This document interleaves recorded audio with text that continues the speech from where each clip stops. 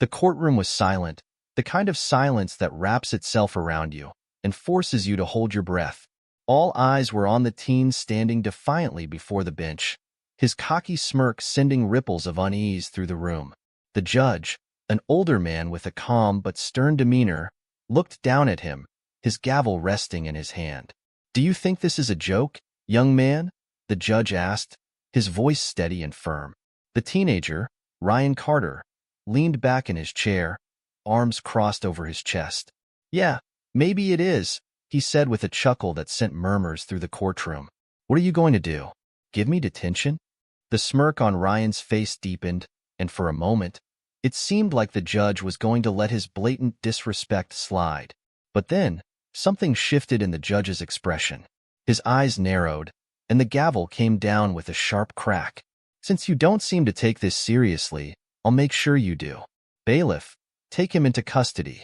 We'll see if a few days in juvenile detention change his attitude." Ryan's cocky grin faltered, replaced with a flash of panic. "Wait, what?" he stammered. The courtroom gasped, and the sound of murmurs grew louder.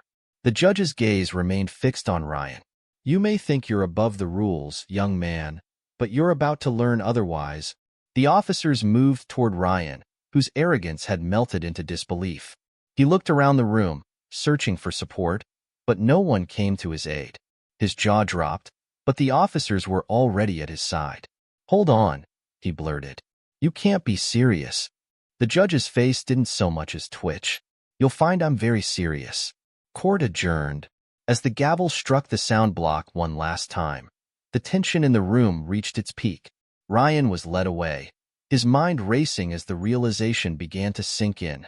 Just 3 days earlier, Ryan Carter had been the star of his high school, the kind of kid who had everything. Tall, athletic, and quick-witted, he commanded attention wherever he went. To his friends, he was a leader. To his teachers, he was a troublemaker. But to himself, Ryan was untouchable.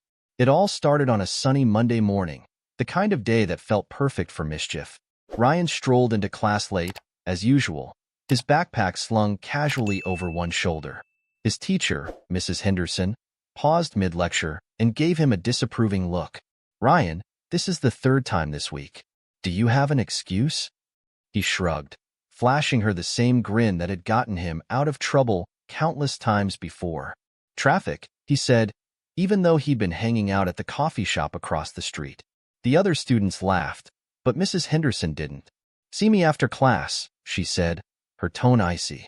Ryan spent the rest of the lesson doodling in his notebook, not paying attention to a word she said. After the bell rang, he made a show of taking his time packing up his things. When he finally approached her desk, he leaned against it, his smirk firmly in place. "Look, Mrs. H," he began. "If this is about the tardies, I promise I'll—" "This isn't a joke, Ryan," she interrupted, cutting him off. "You've been given plenty of chances, and you're wasting them. If you keep this up, it's not going to end well for you." Ryan rolled his eyes. "What's the worst that could happen?" Her face hardened. "If you don't take responsibility for your actions, life will teach you the hard way. I'd hate to see you learn that lesson in a courtroom." Ryan laughed. "Yeah, sure. Like I'm ever going to court." But life had a way of catching up with even the most confident of people. The incident that led Ryan to the courtroom started later that same day. After school, he and his friends had decided to hang out at the mall. They spent hours wandering from store to store, laughing and joking like they owned the place. Then, someone dared Ryan to do something bold. "I bet you can't take that jacket without getting caught," one of his friends said, pointing to a leather jacket on a display rack. Ryan's smirk returned. "Watch me." The next few moments were a blur. Ryan slipped the jacket under his hoodie and made his way toward the exit. His friends watched from a distance, stifling laughter as he strutted out the door. But as soon as he crossed the threshold, alarms blared. 2 security guards appeared out of nowhere, grabbing Ryan by the arm. His friends scattered, leaving him alone to face the consequences. "Let me go," he shouted, struggling against their grip. "You're not going anywhere," one of the guards said firmly. By the time the police arrived, Ryan's bravado had returned. He cracked jokes, acting like the whole thing was no big deal. Even as they put him in handcuffs, he laughed. "See you at the next big crime spree," he quipped, earning himself a few eye rolls. But when he found himself sitting in front of a judge 3 days later, his arrogance was his undoing. And now, as the courtroom doors closed behind him, he realized that this time, his charm wouldn't save him. Ryan sat in the holding cell, his legs bouncing nervously as he stared at the stark white walls. His earlier confidence had vanished, replaced by a sinking feeling in his chest. The weight of the judge's ruling was starting to set in, and for the first time in years, Ryan felt something unfamiliar: regret. The other kids in the cell looked tougher than him, their hardened faces and intimidating glares making Ryan shift uncomfortably. He'd always thought of himself as a fearless leader, someone who could handle anything. But here, in this cold and unforgiving place, he felt small. The door to the cell buzzed, and a guard stepped inside. "Carter, you've got a visitor." Ryan stood, expecting his parents. But when he was escorted to the visiting room, it wasn't his mom or dad waiting on the other side of the glass. It was Mrs. Henderson. His mouth dropped open in shock. "You?" She nodded, her expression unreadable. "Yes, me. Why are you here?" Ryan asked, his tone defensive. "Come to say, I told you so?" Mrs. Henderson sighed and leaned forward. "No, Ryan. I'm not here to gloat. I'm here because I care." Ryan scoffed, crossing his arms. "Yeah, sure. You care so much that you let them lock me up?" Her eyes softened, and for the first time, Ryan saw something in her face he hadn't noticed before: genuine concern. "You think I wanted this for you? I warned you, Ryan. I tried to help you, but you didn't listen. Now you're here." Ryan's bravado faltered. "It's not like it's a big deal," he muttered, though his voice lacked its usual confidence. "It's just a few days." Mrs. Henderson shook her head. "You're not hearing me. This isn't about the time you'll spend here. It's about the choices you're making and where they're leading you. Do you even see where this path ends?" Ryan avoided her gaze, staring at the floor. "Whatever," he mumbled. She sighed again, clearly frustrated. "You think this is just about you, don't you? You think your actions don't affect anyone else. But they do, Ryan. Your parents are heartbroken. Your teachers are disappointed. Even your friends."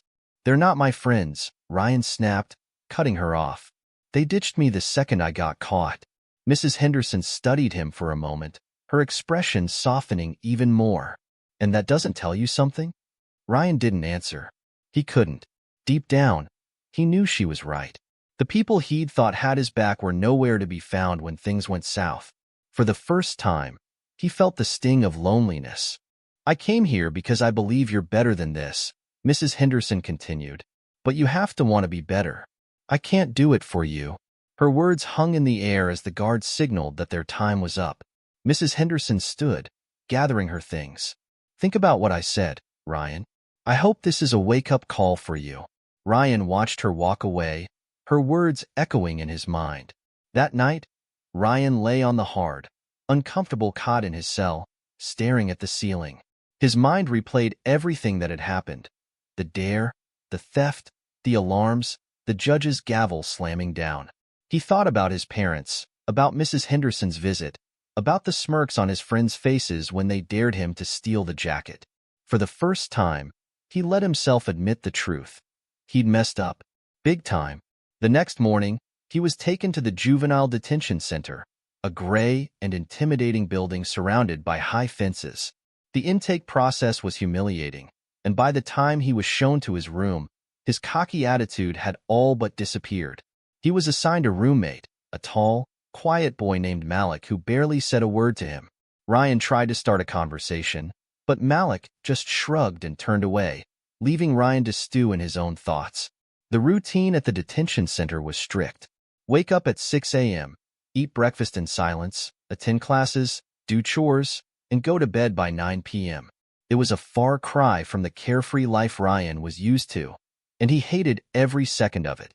But the worst part was the classes. Unlike school, where he could coast by with minimal effort, the detention center's teachers demanded his full attention. One of them, a stern woman named Ms. Alvarez, refused to let him slack off. Every time he tried to crack a joke or ignore her instructions, she called him out in front of the class. Mr. Carter, she said one day, her voice sharp as a blade. Do you think life is just one big joke? Ryan rolled his eyes. Maybe. She walked over to his desk, her heels clicking against the floor. Let me tell you something, young man. Life isn't a joke, and if you keep treating it like one, it will chew you up and spit you out. Her words stung more than Ryan wanted to admit, and for the rest of the day, he couldn't stop thinking about them. One afternoon, about a week into his stay, Ryan was assigned to kitchen duty. It was supposed to be a simple task, peeling potatoes and washing dishes, but his frustration boiled over when one of the other kids accidentally bumped into him, causing him to drop a plate. Watch where you're going, Ryan snapped, his temper flaring. The other kid, a wiry boy named Jamal, narrowed his eyes. Maybe if you paid attention instead of acting like you're too good for this place, you wouldn't have dropped it.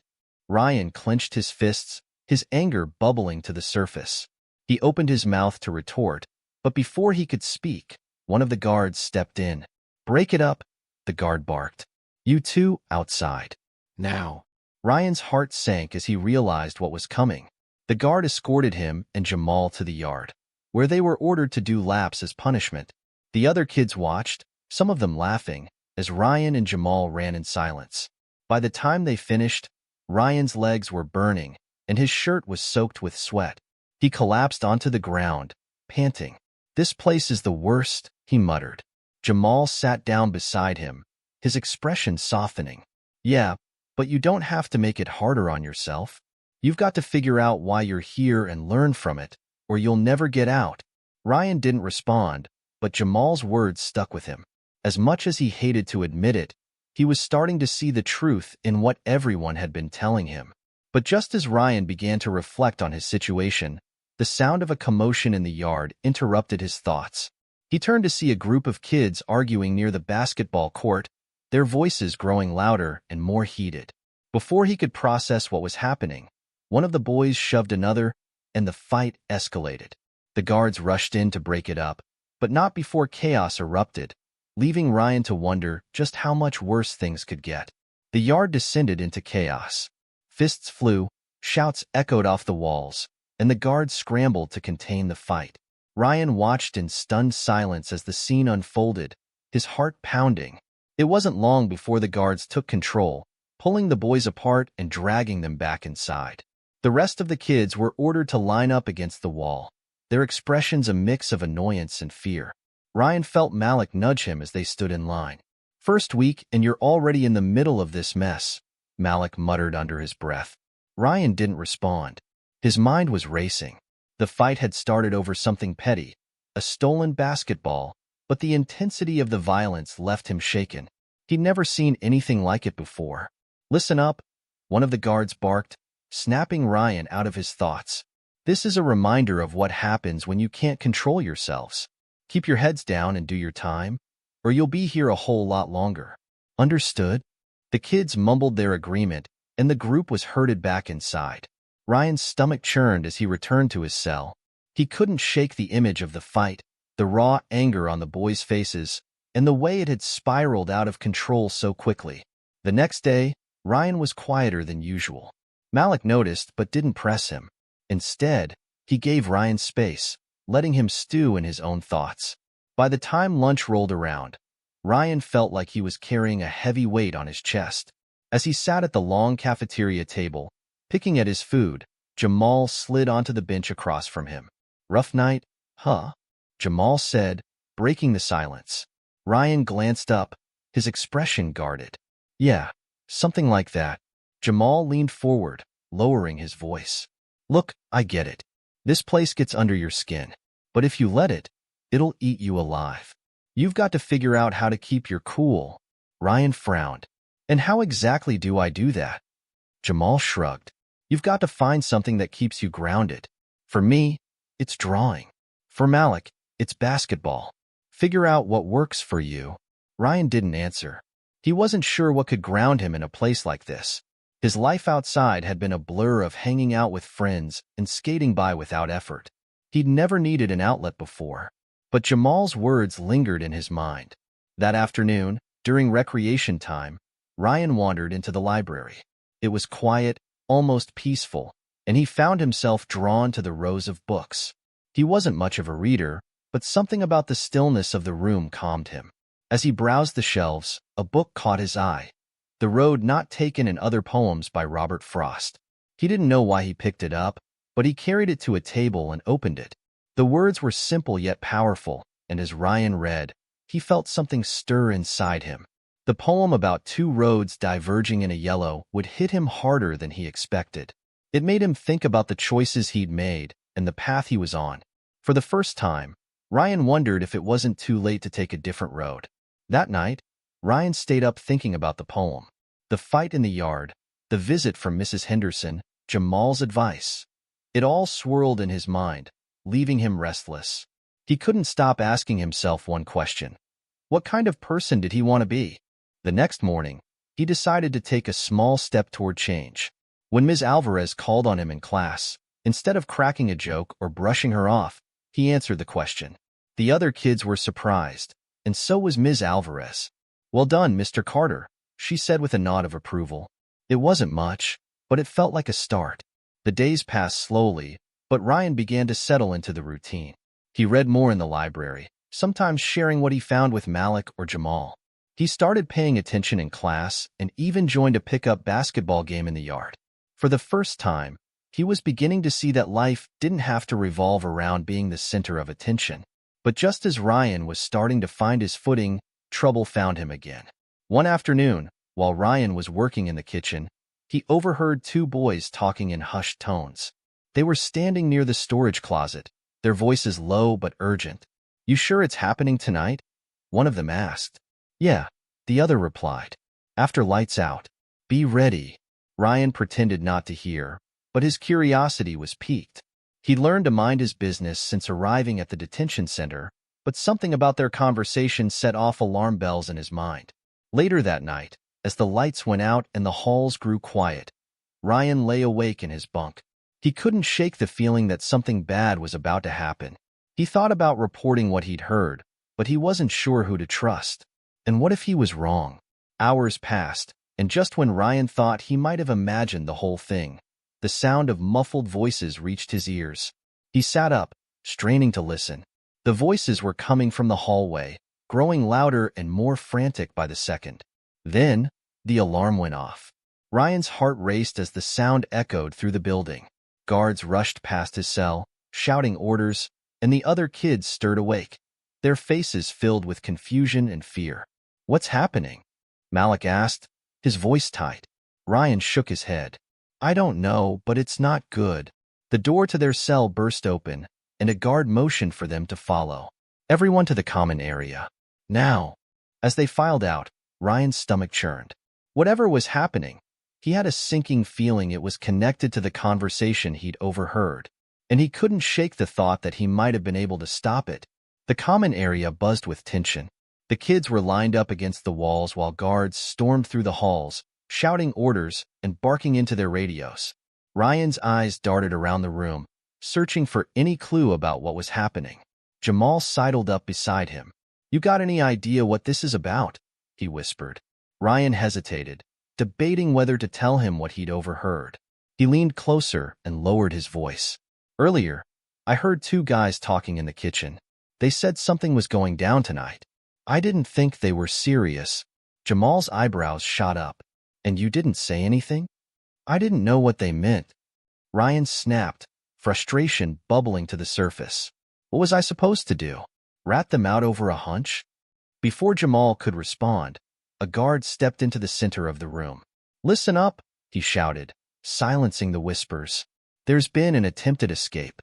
We've got most of the situation under control, but until further notice, you're all on lockdown." The words sent a ripple of shock through the group. An escape? Ryan's heart sank. He had been right. Something big was happening, and he'd done nothing to stop it. "Who was it?" Malik asked quietly, his voice tinged with worry. "I don't know," Ryan replied, his mind racing. He thought back to the voices he'd heard in the kitchen, trying to match them to the faces in the crowd. But it was no use. The shadows of the night had erased the details. The guards began escorting everyone back to their cells. The tension in the air was thick as Ryan followed Malik down the hallway, his thoughts a whirlwind of regret and unease. When they reached their cell, Malik turned to him. "You sure you don't know anything else?" he asked, his tone skeptical. Ryan hesitated, then shook his head.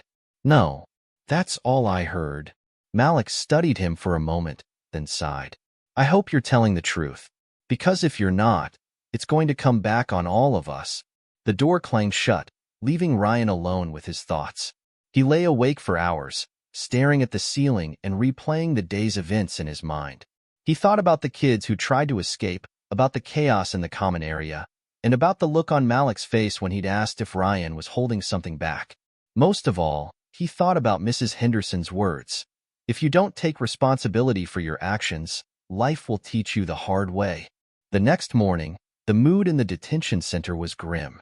The kids whispered among themselves, speculating about the attempted escape and who might have been involved. Ryan kept his head down, avoiding eye contact with anyone. At breakfast, Jamal slid into the seat next to him. "You look like you didn't sleep," he said, his tone casual but his eyes sharp. Ryan shrugged. "Just thinking about last night." "You and everybody else," Jamal replied. He leaned closer, lowering his voice. "Word is, the escape was bigger than they thought.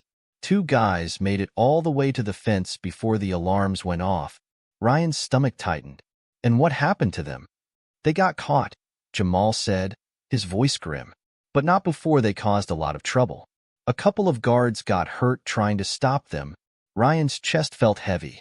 He couldn't help but wonder if things might have gone differently if he'd spoken up. But before he could dwell on the thought, Jamal nudged him. "Hey," Jamal said, his tone serious. "If you know something, now's the time to say it. Nobody's going to blame you for being scared, but if you keep quiet and this happens again—" "I don't know anything," Ryan interrupted, his voice harsher than he intended. Jamal studied him for a moment, then nodded. "All right, but just remember, secrets don't stay secrets forever." The day dragged on, the tension hanging over the detention center like a storm cloud. Ryan tried to focus on his classes and chores, but his mind kept wandering back to the conversation in the kitchen. He couldn't shake the feeling that he'd made a mistake by staying silent. That evening, during recreation time, Ryan found himself back in the library. He picked up the same poetry book he'd read before, hoping it would distract him. But the words on the page blurred together, his thoughts too loud to ignore. "Why didn't I say something?" he muttered to himself, slamming the book shut. "Say something about what?" Ryan looked up to see Ms. Alvarez standing in the doorway, her arms crossed and an eyebrow raised.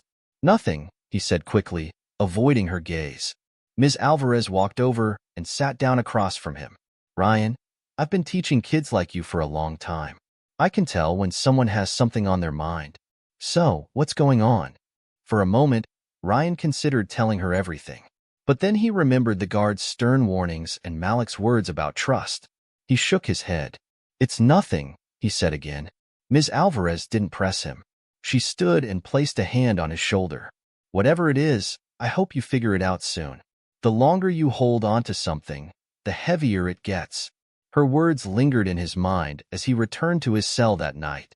Just as Ryan was beginning to drift off to sleep, a loud crash jolted him awake. His eyes flew open, and he sat up in his bunk, his heart pounding.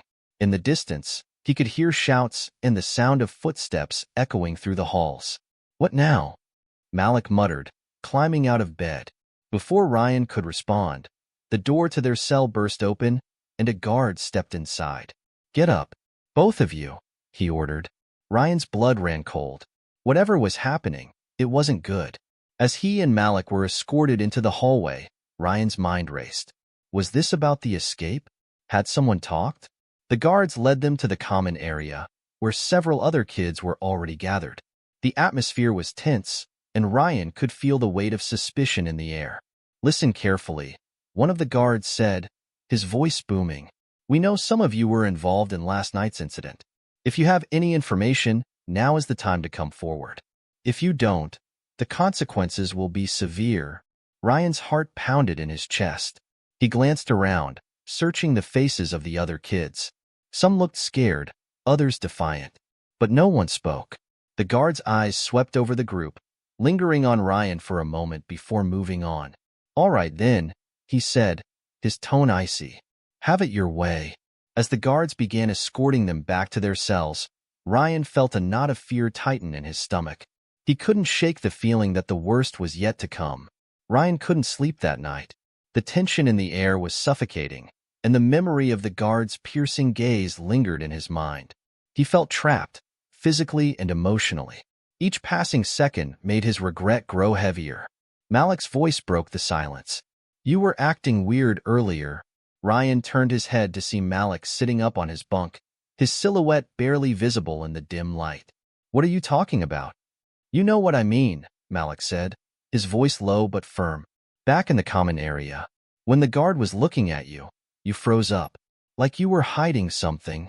Ryan sat up, running a hand through his hair. I don't know anything, he said, but the words felt hollow, even to him. Malik let out a quiet sigh. You're not as good at lying as you think, man. Look, I'm not trying to snitch on you or anything, but if you know something that could stop all this drama, you need to say it. Before it gets worse. Ryan didn't answer. He couldn't. His mind was a storm of fear and doubt. What if speaking up made him a target? What if he got it wrong and ended up in even deeper trouble?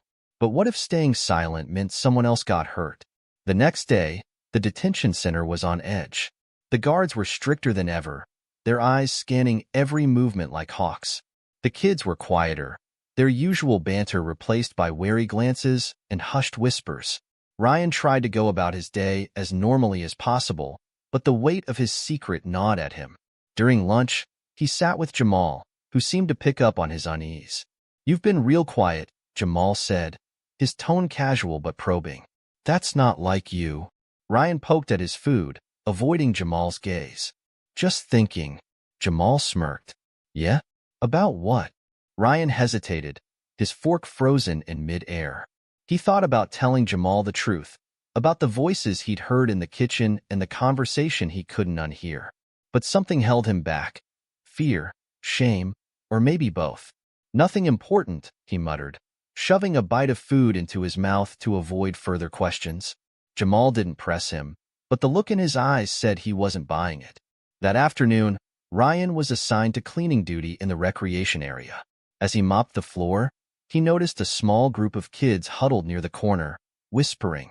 His instincts told him to ignore them, but his curiosity got the better of him. He moved closer, pretending to clean the area around them. Their voices were low, but he caught snippets of the conversation. They're cracking down hard, one of the boys said. Yeah, but they don't know anything yet, another replied. We just have to lay low. Ryan's stomach twisted. He recognized one of the voices. It belonged to one of the boys he'd overheard in the kitchen. His grip on the mop tightened as a surge of guilt washed over him. These were the kids who had caused the chaos, the ones who'd nearly gotten away. And now, they were planning something else. He knew he should say something, but the idea of confronting them or reporting them made his palms sweat. What if they retaliated? What if they found out he was the one who'd snitched? Ryan's thoughts were interrupted by a sharp voice behind him. Carter.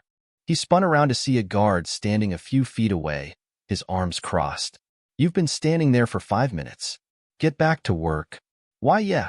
Sorry, Ryan stammered, quickly resuming his mopping.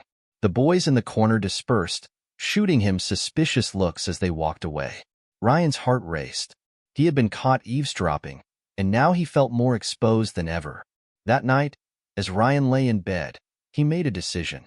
He couldn't keep this to himself any longer. If he didn't speak up, he'd be just as responsible for whatever happened next. But who could he trust? The guards were intimidating, and the other kids were unpredictable. Finally, he thought of Ms. Alvarez. She had always been fair, even when he didn't deserve it. Maybe she could help him. The next morning, during class, Ryan stayed behind after the others had left.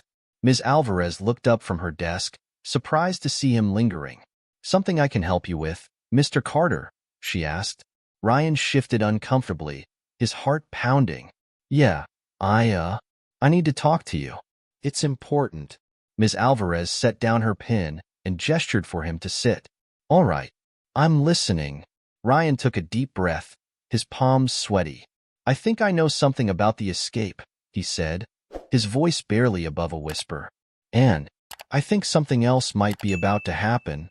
Her expression grew serious, and she leaned forward. What do you mean? Ryan hesitated, then told her everything. The conversation he'd overheard in the kitchen, the boys he'd seen whispering in the recreation area, and his suspicions that they were planning another incident. Ms. Alvarez listened intently, her expression unreadable. When he finished, she sat back in her chair, her eyes narrowing slightly. "Why didn't you say something sooner?" she asked, her tone firm but not unkind. "I was scared," Ryan admitted. "I didn't want to get in trouble, or make things worse." Ms. Alvarez nodded slowly. "I understand, but keeping quiet doesn't help anyone, including you. I'll pass this information along to the administration. You did the right thing by coming forward." Ryan felt a small weight lift off his chest, but it was quickly replaced by a new kind of anxiety. What would happen now? Would the guards crack down even harder? Would the boys figure out he'd been the one to speak up? That evening, the tension in the detention center reached a breaking point. Guards swarmed the halls, conducting searches and interrogating kids at random. Ryan kept his head down, trying to blend in, but he couldn't shake the feeling that someone was watching him.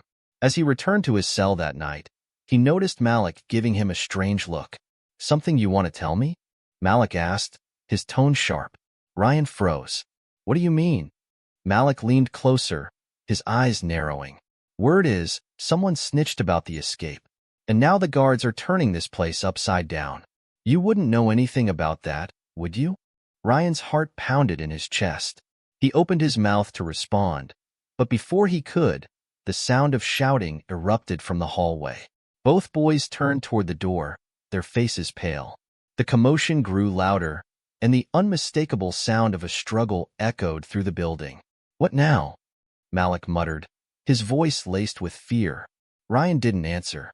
He had a sinking feeling that the chaos outside was tied to his confession, and that things were about to get a whole lot worse. The shouting in the hallway grew louder, followed by the metallic clanging of doors opening and closing. Ryan and Malik exchanged uneasy glances as they stood frozen in their cell, their breaths shallow. "What's going on out there?"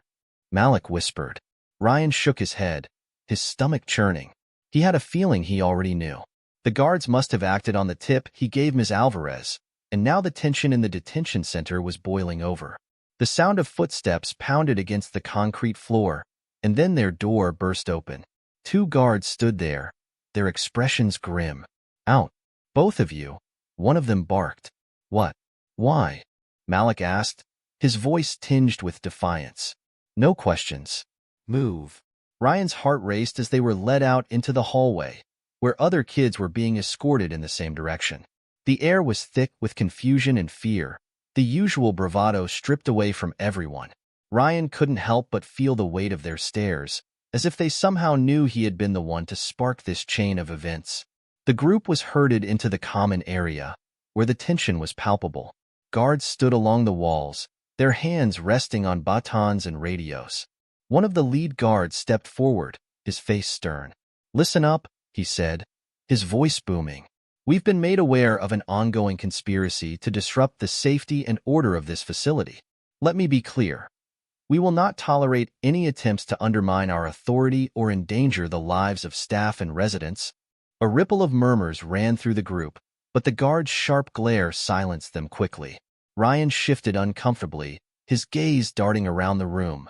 He spotted the two boys he'd overheard in the kitchen standing off to the side, their expressions tense but unreadable. "We know some of you have been involved in this," the guard continued. "If you have any information, now is your chance to come forward. If you stay silent, you'll face the consequences." The room fell silent, the air so heavy it felt like it could crush them. Ryan's palms were slick with sweat as he stared at the floor, willing himself to stay calm. He had already done his part by talking to Ms. Alvarez, hadn't he? After what felt like an eternity, the guards began calling names, pulling kids aside for questioning. Ryan's heart leaped into his throat when he heard his name. "Carter." He stepped forward reluctantly, his legs shaky. Malik shot him a look of confusion and suspicion as he passed, but Ryan couldn't bring himself to meet his eyes. Ryan was led into a small, dimly lit room where two guards and a stern-looking administrator waited. They motioned for him to sit, and he sank into the chair, his hands fidgeting nervously. "You've been brought in here because your name came up during the investigation," the administrator said, his tone measured but firm. "We've heard you might have some insight into the recent disturbances. Is there anything you'd like to share?" Ryan's mouth went dry. His mind raced with 1,000 thoughts, but the words wouldn't come. Finally, he managed to stammer, I already talked to Ms. Alvarez." The administrator exchanged a glance with the guards. "Yes, we're aware of that. But we need you to confirm exactly what you know." "This isn't the time for half-truths, Carter." Ryan swallowed hard. His instincts screamed at him to stay quiet, to protect himself, but the weight of his guilt pushed him forward. "I overheard 2 kids talking in the kitchen a few nights ago," he said, his voice barely above a whisper. "They were planning something, but I didn't know what. Then, during rec time, I saw them talking again. I think they're behind the escape." The administrator nodded, his expression unreadable. "Do you know their names?" Ryan hesitated, his mind flashing back to the suspicious glares from the boys in the common area. If he named them, he'd be painting a target on his back. But if he didn't, he might as well have stayed silent from the start. "Yeah," he said finally, his voice trembling. "It's Travis and Darnell." The administrator leaned back in his chair, his eyes narrowing. "Thank you for your honesty, Carter. We'll look into it." As they dismissed him, Ryan's stomach churned. He had done what they asked, but at what cost? When he returned to the common area, the tension was even thicker than before. Travis and Darnell were gone, presumably pulled for questioning, and the other kids were buzzing with speculation. Malik cornered him as soon as he sat down. "What was that about?" he demanded, his voice low but urgent. Ryan hesitated. He wanted to lie, to brush it off as nothing, but he couldn't keep dodging the truth. "Not anymore." "I told them what I know," he admitted, his voice barely audible. "About the escape. About Travis and Darnell." Malik's eyes widened in disbelief. "You snitched?" "It's not like that," Ryan said quickly. "I wasn't trying to get anyone in trouble, but people could have gotten hurt. What was I supposed to do?" Malik shook his head, his expression a mix of frustration and disappointment. "You don't get it, do you? It doesn't matter what your intentions were. And here, trust is everything. You break that and you're done." Ryan opened his mouth to respond, but the words died in his throat. Deep down, he knew Malik was right. No matter how justified his actions felt, he had crossed an unspoken line, and now he had to face the fallout. The next day, the mood in the detention center was colder than ever. Travis and Darnell had been released back into the general population, and Ryan could feel their eyes boring into him every time they passed. His chest tightened with every glance, every whispered conversation he couldn't hear. During recreation time, Ryan sat alone on the edge of the basketball court, watching the game but too afraid to join. Jamal approached him cautiously, his usual smirk absent. "Words out," Jamal said quietly, sitting down beside him. "They know you talked." Ryan's stomach dropped. "What are they saying?" "Nothing good," Jamal replied, his voice grim. "You need to watch your back, man. Travis and Darnell aren't the type to let this slide." Ryan nodded, his hands trembling. He had done what he thought was right, but now he was trapped in a storm of his own making. And as the shadows grew longer, he couldn't shake the feeling that the worst was still to come. The days that followed felt like walking a tightrope over a pit of fire. Every glance, every murmur, every unexpected movement made Ryan's heart race. Travis and Darnell didn't approach him directly, but their lingering glares and quiet conversations with others left no doubt in Ryan's mind. They were planning something. Ryan tried to stick to the background, keeping his head down and avoiding conflict. Malik, however, had grown distant, his once cordial demeanor replaced with cool indifference. Ryan didn't blame him. Trust was the unspoken currency of the detention center, and Ryan had spent his in one impulsive act. It came to a head one afternoon during recreation time. Ryan had been sitting on a bench near the edge of the yard, pretending to read but watching his surroundings like a hawk. He noticed Travis and Darnell whispering near the basketball court, their eyes flicking toward him every few seconds. His pulse quickened. Then, it happened. As Ryan stood to head back inside, Darnell intercepted him. Travis flanked him on the other side, effectively cutting off his escape. Ryan's heart pounded in his chest as the two boys loomed over him, their expressions unreadable. "You've been pretty quiet lately, Carter," Darnell said, his tone casual but laced with menace. "That's not like you." Ryan forced a laugh, though it came out shaky. "Just trying to stay out of trouble." "Trouble?" Travis said, his voice dripping with mock surprise. "We heard you've been causing plenty of that." Ryan froze, his mouth dry. He looked around the yard, hoping to catch the attention of a guard or someone who could intervene, but everyone seemed conveniently preoccupied. "I don't know what you're talking about," Ryan said, trying to keep his voice steady. Darnell stepped closer, his face inches from Ryan's. "Cut the crap. We know you ratted us out." Ryan's stomach dropped. He opened his mouth to deny it, but the words wouldn't come. His silence only seemed to fuel their anger. "You think you're better than us?" Travis sneered. "You think you can play hero and not pay the price?" "I wasn't trying to," Ryan began, but Darnell shoved him, cutting him off. Ryan stumbled back, his heart racing as he realized just how outmatched he was. "You made a big mistake, Carter," Darnell said, his voice low and dangerous. "And now you're gonna learn what happens to snitches." Before Ryan could respond, the sound of a whistle pierced the air. The guards had noticed the confrontation and were making their way over. Travis and Darnell exchanged a glance, then stepped back, their expressions dark. "This isn't over," Travis muttered as they walked away. Ryan sagged with relief as the guards approached, but the fear in his chest remained. He had narrowly avoided a confrontation, but he knew it was only a matter of time before they made good on their threat. That evening, Ryan couldn't eat. He picked at his food, his appetite completely gone. Jamal sat across from him, watching him with a mixture of concern and frustration. "You need to be smart about this," Jamal said quietly.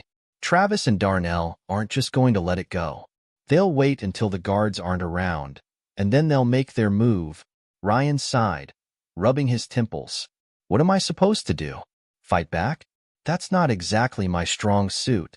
Jamal leaned closer, lowering his voice. "You don't have to fight them, but you do need to protect yourself.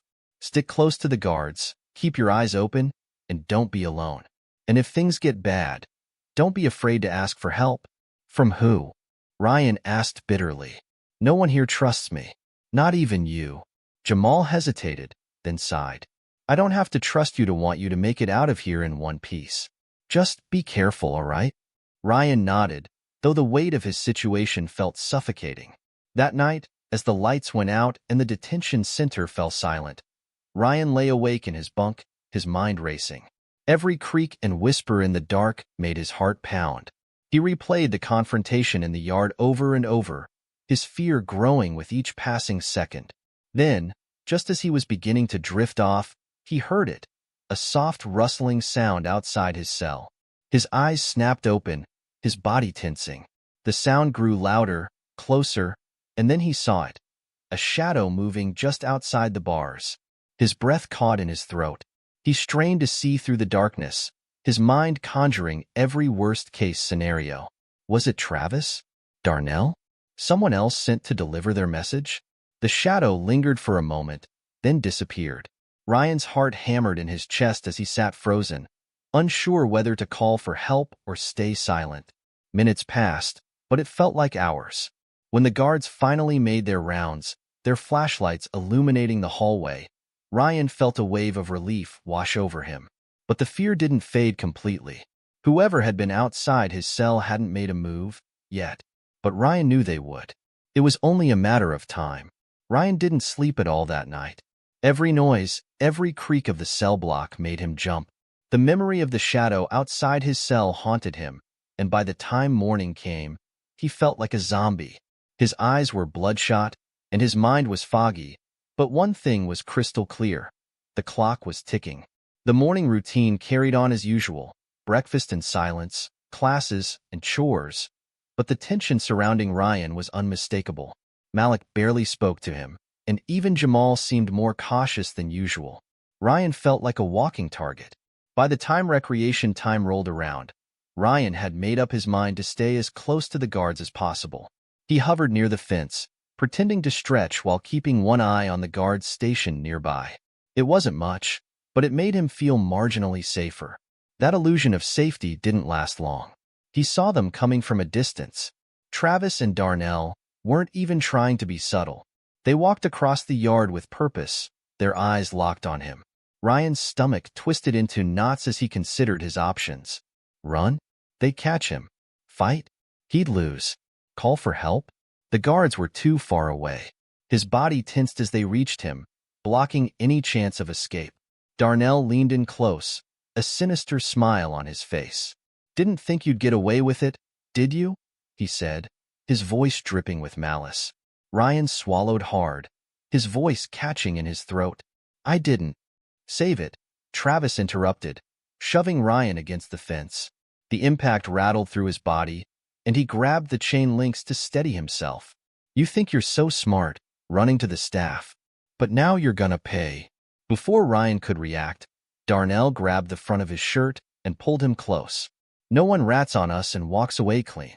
You're gonna wish you kept your mouth shut." Ryan's mind raced as he tried to think of a way out. The guards were still too far away to notice, and the other kids in the yard were deliberately looking the other way. He was on his own. Wait, Ryan said, his voice shaking. "I didn't mean to." But they weren't listening. Travis raised a fist, and Ryan braced himself for the impact. Before the punch could land, a loud whistle cut through the air, stopping everything in its tracks. A guard was sprinting toward them, his voice booming. "Break it up. Now." Travis and Darnell stepped back, their faces tight with frustration. Ryan slumped against the fence, relief flooding his body as the guard approached. "What's going on here?" the guard demanded, looking between the three of them. "Nothing," Darnell said smoothly, his tone almost convincing. "We were just talking." "Talking, huh?" The guard's eyes narrowed, clearly not buying it. He turned to Ryan. "Is that true?" Ryan hesitated, the words stuck in his throat. If he told the truth, it would only escalate things. But if he lied— "Yeah," he said finally, his voice barely above a whisper. "Just talking." The guard stared at him for a moment, then sighed. "All right, but I'm warning all of you. Any trouble, and you're going straight to isolation." "Got it." Travis and Darnell nodded, their expressions neutral. Ryan nodded too, though his heart was still racing. The guard lingered for a moment before walking away, leaving the three of them standing there. "Smart move," Darnell muttered, a smirk tugging at the corner of his mouth. "But don't think this is over." With that, he and Travis walked away, leaving Ryan trembling against the fence. That night, Ryan sat on his bunk, staring at the wall. His body felt heavy with exhaustion, but his mind wouldn't let him rest. He replayed the confrontation in the yard, the looming threat in Darnell's voice, and the terrifying realization that no matter what he did, he couldn't escape this. Malik broke the silence. "You good?" Ryan looked over at him, surprised by the question. Malik's tone was softer than it had been in days, and there was a hint of concern in his eyes. "No," Ryan admitted. "Not really." Malik nodded, as if he'd expected the answer. "You can't keep doing this, man. Lying, running, hiding. It's not gonna work." Ryan let out a bitter laugh.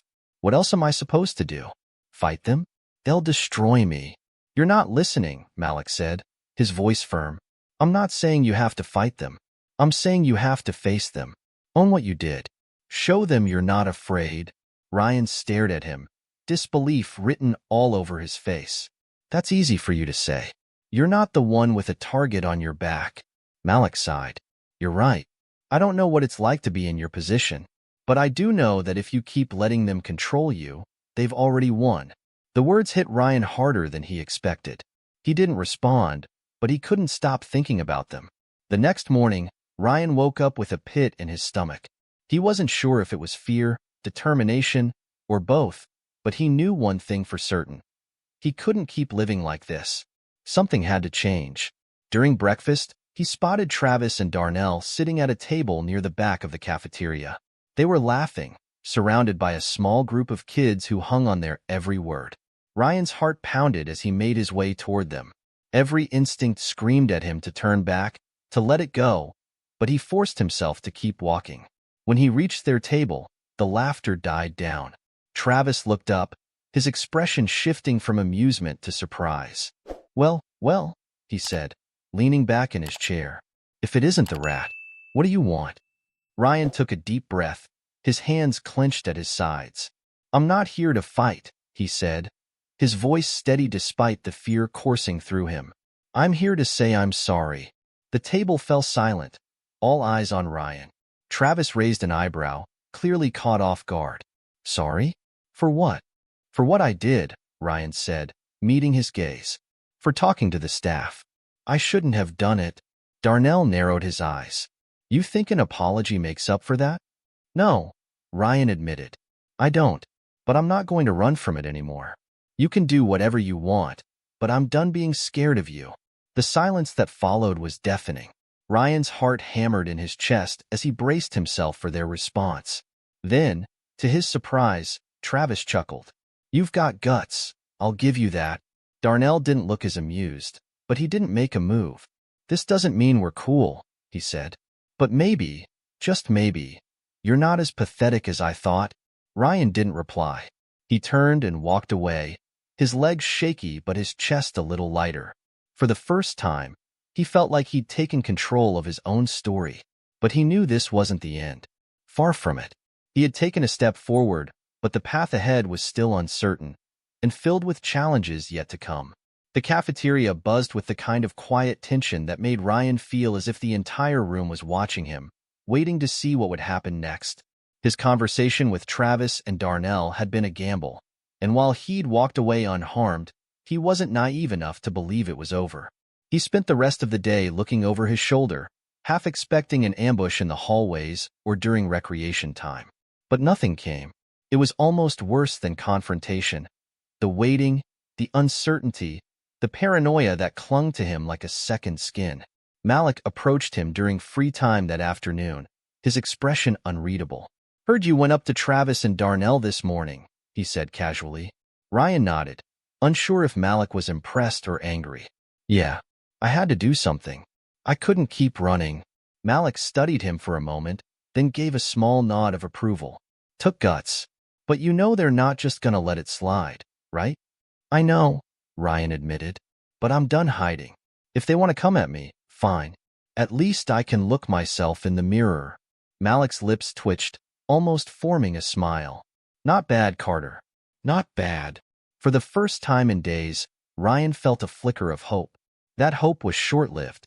Later that evening, as the detention center settled into its nightly routine, Ryan noticed the subtle shift in atmosphere. The guards were more on edge, their eyes darting to every shadow and movement. The kids were quieter, their usual chatter replaced by hushed whispers. Ryan's unease grew as he headed back to his cell after dinner. Malik was ahead of him, already climbing onto his bunk, but something made Ryan hesitate. The hallway felt colder, darker, as if the walls were closing in. As he stepped into the cell, he froze. There, on his pillow, was a folded piece of paper. His heart sank as he picked it up, his hands trembling. The message was written in jagged, angry letters. You think this is over? Watch your back. Ryan stared at the note, his chest tightening. He knew who it was from. There was no doubt in his mind.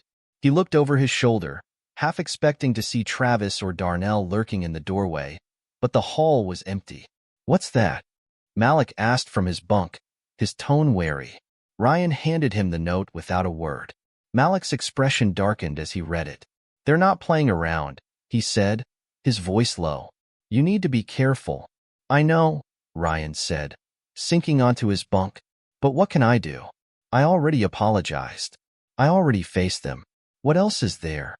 Malik didn't answer immediately. He stared at the note for a long moment, then sighed. Sometimes it's not about what you do. Sometimes it's about how far they want to take things. Ryan's stomach churned. He hated the idea that his fate was out of his hands, that no matter what he did, Travis and Darnell held all the power. It was a feeling he had never experienced before, and one he hoped never to feel again. That night, Ryan lay awake, his mind racing. He couldn't stop thinking about the note, about the shadow that had lingered outside his cell just nights before. His fear wasn't just about physical retaliation. It was the uncertainty, the not knowing when or where they might strike. Around midnight, a faint sound pulled him from his thoughts. It was subtle, a shuffle, a whisper, but enough to make his pulse quicken. He sat up in his bunk, straining to hear. Malik was asleep, his quiet breathing steady, but Ryan's ears picked up the faintest sound of footsteps outside the cell. He stood slowly, his heart pounding.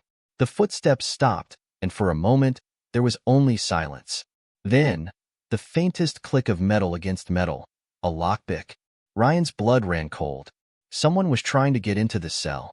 Malik, he whispered urgently, shaking his bunkmate awake. "Wake up," Malik groaned, rubbing his eyes. "What is it?" "Someone's out there," Ryan hissed, pointing to the door. Malik sat up, his expression shifting from groggy to alert in an instant. The sound of the lock being tampered with was unmistakable now, growing louder with each second. "What do we do?" Ryan whispered, panic creeping into his voice. Malik glanced around the cell, his mind clearly racing. "Yell for the guards," he said finally. "It's the only way." Ryan hesitated, his fear paralyzing him. But before he could act, the lock clicked and the door creaked open. Two figures stepped inside, their faces shadowed in the dim light. "Travis and Darnell." "Miss us?" Travis said, his voice low and menacing. Ryan backed up, his heart pounding in his chest. Malik moved to stand in front of him, his posture defensive. "Whatever you're planning," Malik said, his voice steady, "you'd better think twice. The guards will be here any second." Travis smirked. "Yeah? Let's see if they get here in time." He lunged forward, and chaos erupted. The scuffle was fast and chaotic, a blur of fists and shouts. Ryan and Malik fought back as best they could, but they were outnumbered and cornered.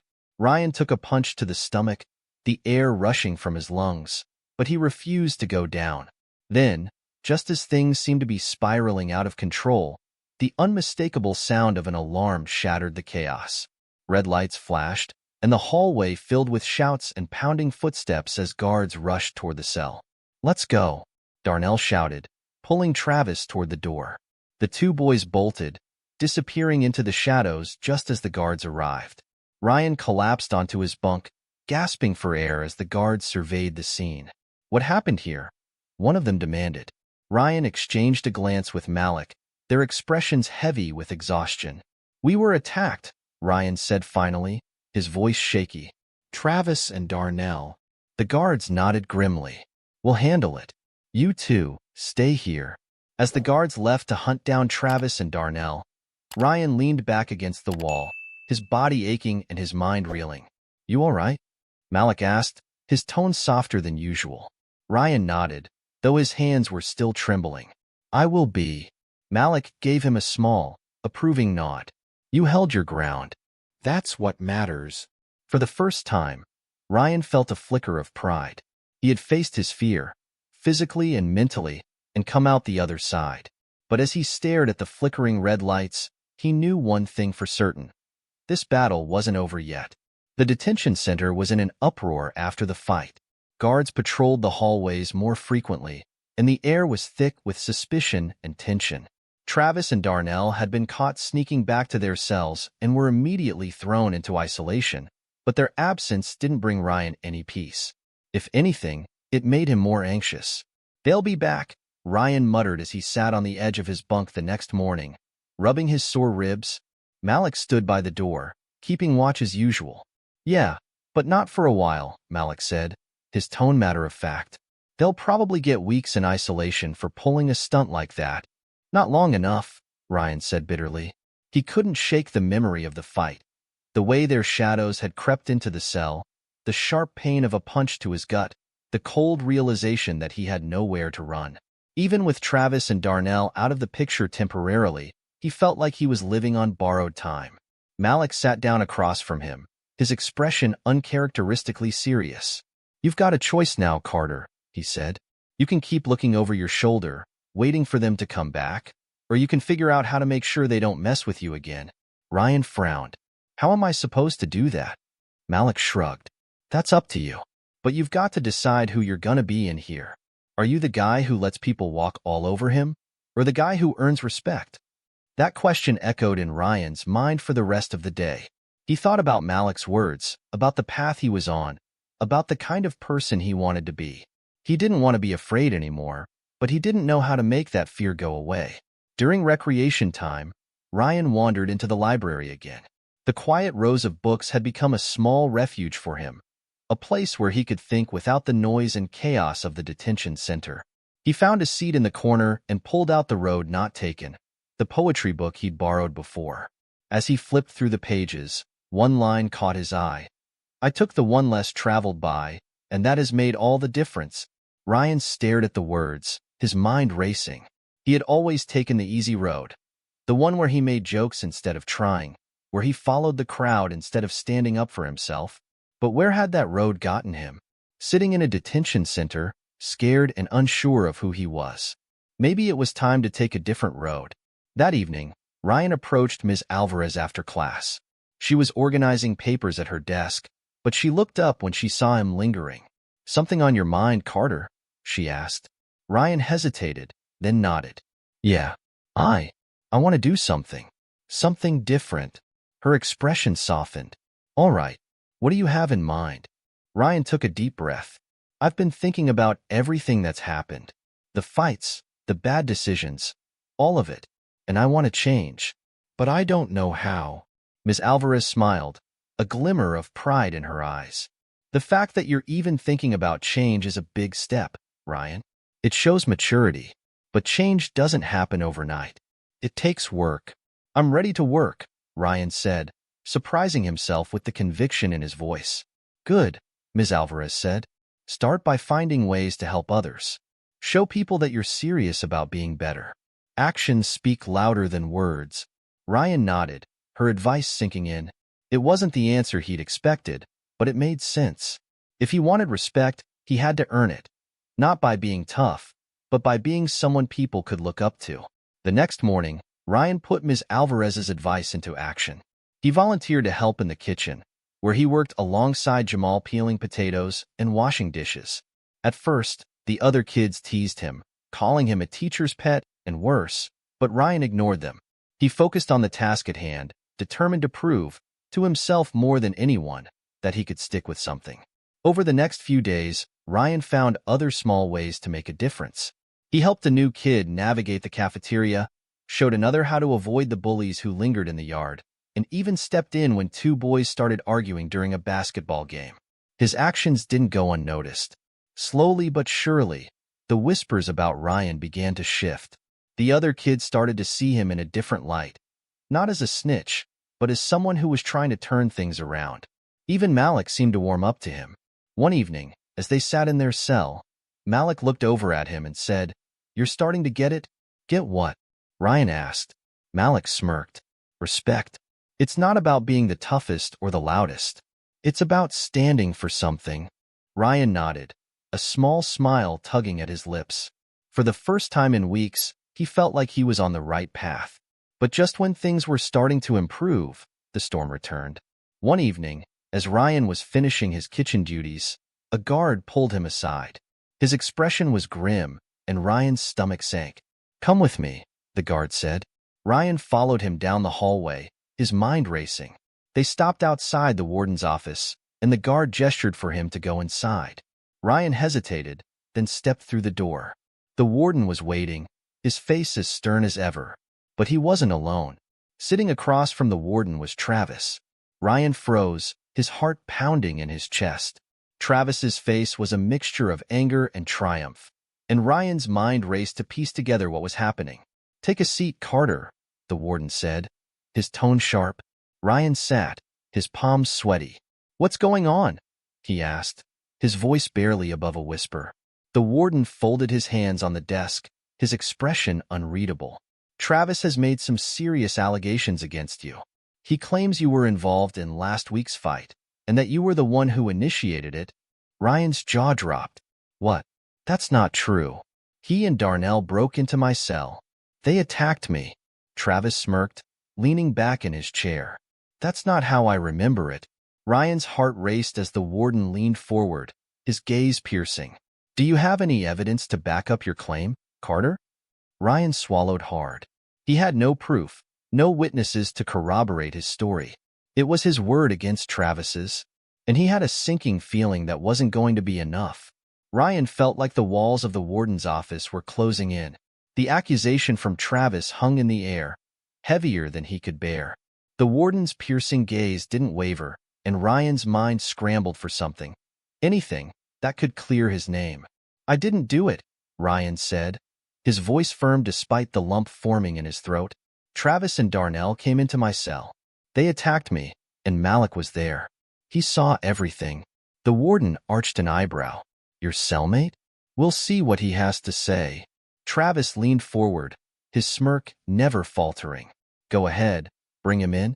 But let's not forget, Malik's your buddy. Of course, he'll take your side." Ryan clenched his fists under the desk, struggling to keep his composure. "I'm telling the truth," he insisted. "Check the security footage. You'll see who came into my cell that night." The warden exchanged a glance with one of the guards standing by the door. "We'll look into the footage," he said evenly. "But until then, both of you are going into isolation.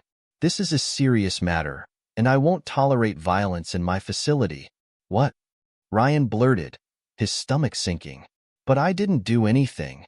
The warden's expression didn't change. "That's not for me to decide right now. Until we get to the bottom of this, you're both in solitary." Travis's smirk widened as he stood. "See you in there, Carter." Ryan glared at him, anger bubbling just beneath the surface, but he knew there was nothing he could do. Two guards stepped forward, one escorting Travis out of the room and the other motioning for Ryan to follow. As they led him down the cold, dimly lit hallway, Ryan's mind raced. How had things spiraled so far out of control? He had tried to do the right thing, to change, and now he was being punished for something he didn't even do. The thought of isolation, a small, suffocating cell with no one to talk to, made his chest tighten with dread. When they reached the solitary wing, the guard opened the heavy metal door to a bare, windowless room. "Inside," he said gruffly. Ryan stepped in, the door clanging shut behind him. The sound echoed in his ears, leaving him alone with his thoughts. The first few hours were the hardest. The silence was oppressive, broken only by the occasional shuffle of guards in the hallway. Ryan paced the small cell, his mind replaying the events of the past few weeks. Every decision he'd made, every interaction he'd had. It all led to this moment, and he couldn't shake the feeling that he had failed. But then he remembered Malik's words. "You've got to decide who you're gonna be." Ryan sank onto the small cot in the corner, staring at the ceiling. He couldn't control what Travis did or said, but he could control how he responded. He could give in to the fear and frustration, or he could keep fighting to prove he wasn't the same person who had walked into the detention center weeks ago. He chose to fight. Hours turned into days, and Ryan lost track of time in the isolation cell. The only way to mark the passage of time was the arrival of meals, slid through a small slot in the door. He spent his time thinking, reflecting on his choices and what he wanted to do when he got out. When the guards finally came to escort him back to the general population, Ryan felt a mixture of relief and determination. He was ready to face whatever came next. Back in the common area, Malik was waiting for him. His expression was a mixture of relief and frustration. "How was solitary?" Malik asked, falling into step beside Ryan. Ryan shrugged. "Quiet. Too quiet. Word around here is Travis was bragging about how he got you locked up," Malik said, his tone low. "But here's the thing. The guards found the security footage." Ryan stopped in his tracks, his heart racing. And it showed Travis and Darnell sneaking into your cell that night," Malik said with a small grin. "The warden's pissed. They're in isolation now, and they're not getting out anytime soon." A wave of relief washed over Ryan, but it was quickly replaced by anger. Why would he lie like that? Why go through all that trouble just to make my life miserable? "Because that's who he is," Malik said simply. "Some people thrive on power and control. They don't care who they hurt as long as they feel like they're on top." Ryan shook his head, frustration bubbling inside him. "I just want all of this to be over." "It's not about what you want," Malik said. "It's about what you do. You've come this far, Carter. Don't let him drag you back down." Over the next few days, Ryan focused on rebuilding. He returned to his routine, helping in the kitchen, studying in the library, and avoiding unnecessary conflict. The other kids started treating him differently, offering nods of respect or quiet words of encouragement. Even Jamal gave him a rare fist bump during lunch one day. But the biggest surprise came when Ms. Alvarez pulled him aside after class. "I heard what happened with Travis," she said, her tone proud. "You handled yourself well, Ryan." "I know it wasn't easy." Ryan shrugged. "It didn't feel like I handled it well." "Maybe not in the moment," Ms. Alvarez said, "but you didn't stoop to his level. That's what matters." Ryan nodded, her words sinking in. For the first time, he felt like he was truly turning a corner. But deep down, he knew this wasn't the end of his journey. There were still challenges ahead, still battles to fight. But for the first time, Ryan felt like he had the tools to face them and the strength to take the road less traveled. As the weeks passed, Ryan found himself falling into a steady rhythm. The tension that had once followed him everywhere began to fade, replaced by a growing sense of purpose. The detention center was still a harsh and unforgiving place, but Ryan had changed how he approached it and himself. His small acts of kindness and willingness to help others had started to reshape how people saw him. Even the guards, once indifferent or stern, treated him with a bit more respect. Ryan wasn't naive enough to think he'd erased his past mistakes, but he was learning how to rise above them. One afternoon, during a quiet moment in the library, Ms. Alvarez approached him with a folder in hand. She placed it on the table and gestured for him to open it. "What's this?" Ryan asked, eyeing it warily. "Your progress report," Ms. Alvarez said with a smile. "The warden has been watching, and so have I. You've come a long way, Ryan. We think you're ready." "Ready?" Ryan repeated, his heart racing. "For what?" "To go home." Ryan froze, the words echoing in his mind. He opened the folder with trembling hands, scanning the papers inside.